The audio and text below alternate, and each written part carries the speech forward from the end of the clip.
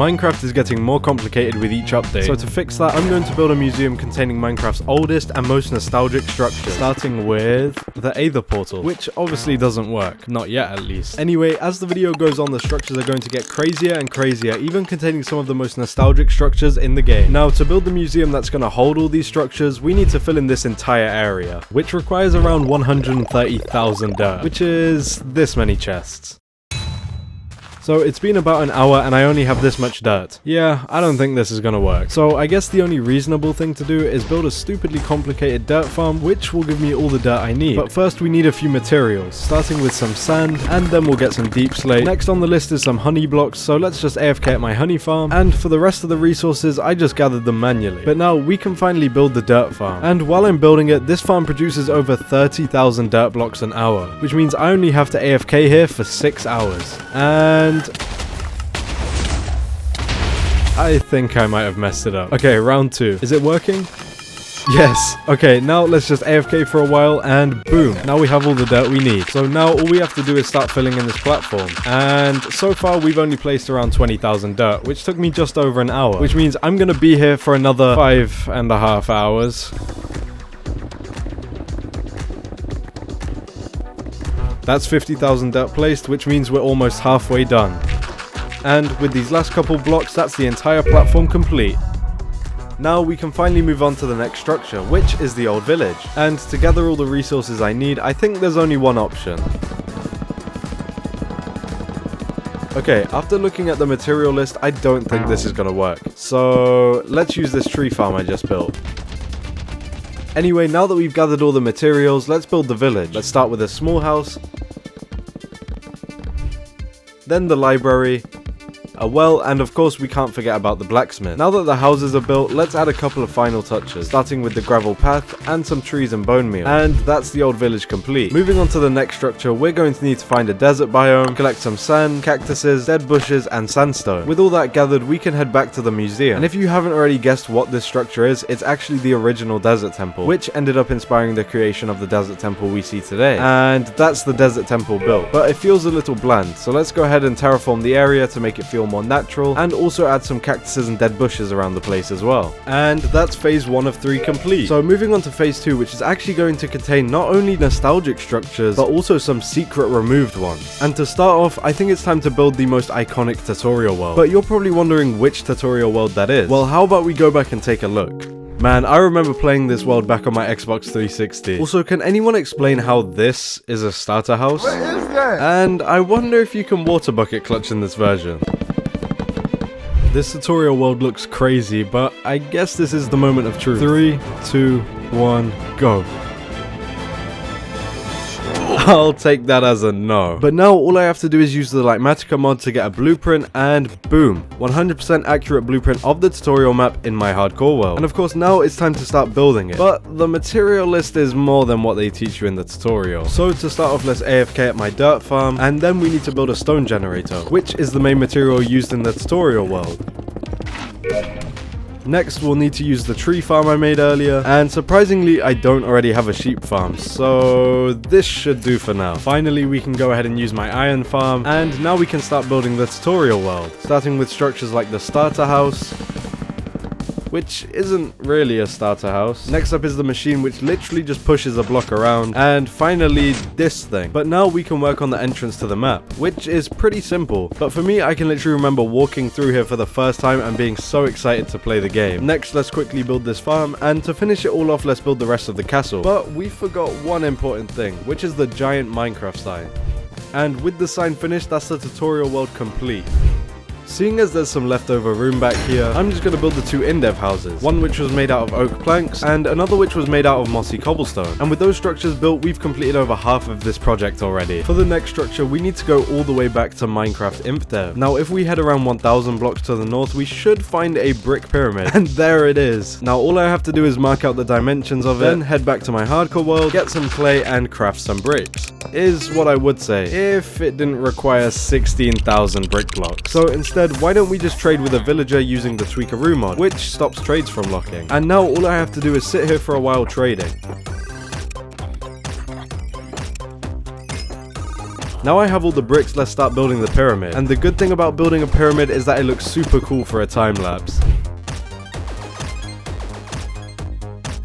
Now the first structure of phase 3 is so nostalgic that it will probably bring back some memories from your childhood. But before I get to that, if you're watching this video in the first couple months of its release, you still have a chance to be subscribed to me before I hit 25k subscribers. It's been a dream of mine ever since I was a kid, and once I hit it, you'll never be able to say you were here before then. So if you want to help and make my childhood dream come true, please consider subscribing, it would really mean a lot. Anyway, as I was saying, to start phase 3, let's take a trip back to Stampy's lovely world. And now that we're here, let's go have a look around. I literally remember watching this intro every day. And here's the love garden. Now that I've reminded myself of the map, let's head back to my hardcore world and start building the house. But seeing as I'm building it inside the pyramid, I think we need to deal with this mob issue first.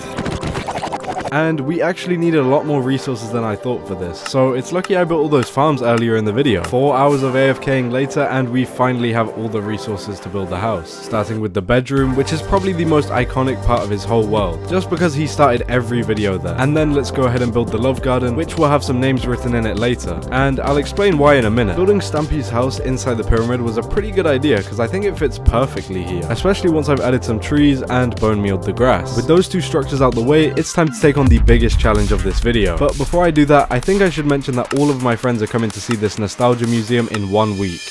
Yo, this looks sick. So with no time to waste, let's build the Farlands. They were originally found back in 0.0.9 alpha when Mojang added infinite generation to the game, but they were removed in 1.17.3. So let's break it down, starting with dirt, which is easily obtainable from my dirt farm. Next on the list is stone, which is going to be a bit harder to get. After that we have granite and andesite, which are probably going to be quite difficult, which means in total we'll need around 2 million blocks, because I want to enclose the entire museum in the Farland walls. So first let's AFK at my dirt farm for around 12 hours, which will give us all the dirt we need. The main issue right now is trying to get that amount of stone. So after testing a few different methods, ranging from normal mining to mining with a beacon to using a stone generator, I found the fastest way to get the stone would be to use a stone farm which generates cobblestone and then run all of that cobblestone through a super smelter, which would give me normal stone. So now let's build this stone farm, which actually turned out to be pretty simple. And now let's just take this cobblestone and put it straight into my super smelter. And now all we have to do is AFK for a few hours. On to the next materials, which are granite and andesite. We're gonna need to use some pretty slow methods, which is just normal mining. Okay, I've been mining for a little while and this is way too slow. There has to be another way to get these.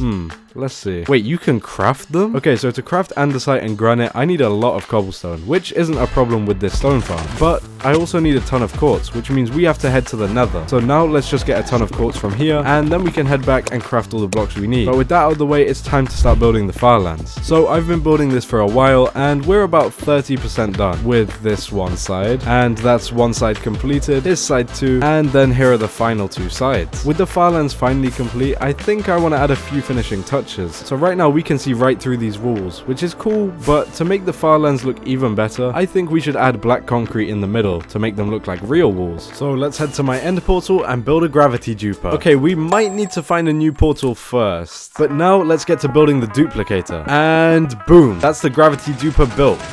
So now let's just place the concrete powder here and start the machine. And it works. So let's just AFK here to get all the concrete we need. Now that we have all this concrete powder, let's build a concrete converter to turn all of this concrete powder into normal concrete.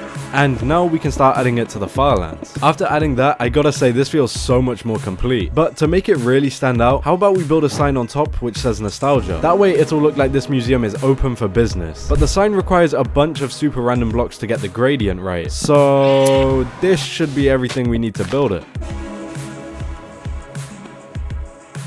Now for the final structure of this video, let's build possibly the most nostalgic and iconic structure ever added to Minecraft, which is actually the Temple of Notch. But while we build it, let me tell you a bit more about this structure. So the Temple of Notch was originally created by a YouTuber called FV Disco back in 2011 to pay tribute to the man behind Minecraft. It also has some super cool features which were really advanced for its time. For starters, when you first walk up to the statue, it'll judge you. If Notch deems you worthy, he'll wink and shower you with gold, emeralds, and even diamonds. But if he doesn't like you, then he'll start crying and drop you into a pit of lava. Luckily for me, all of the resources I need to build this are pretty easy now that I have all these stupidly OP farms. So materials really aren't a problem. Now all we have to do is build the statue. Let's start with his beard and work our way up. Now that Notch has been built, he can look over all the nostalgia Minecraft has created over the years. And now that we've finished this project, it's just in time for my friends to review it. So let's see what they think. Yo, this looks sick. This is so nostalgic, like genuinely. Wait, is that the Temple of Notch?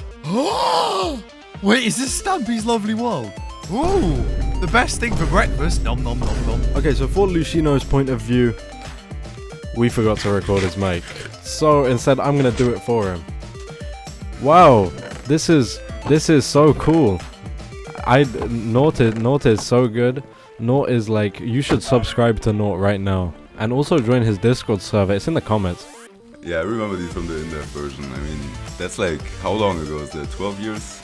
Yeah, something like that. It's pretty old, Yeah, I think it's big. Is that like how big they actually used to be? Wait, is this the Love Garden? Yeah, it is. It's you can sign here, seal of approval, if you enjoy the build, yeah. Ooh, I get to sign under my 2 favorite creators.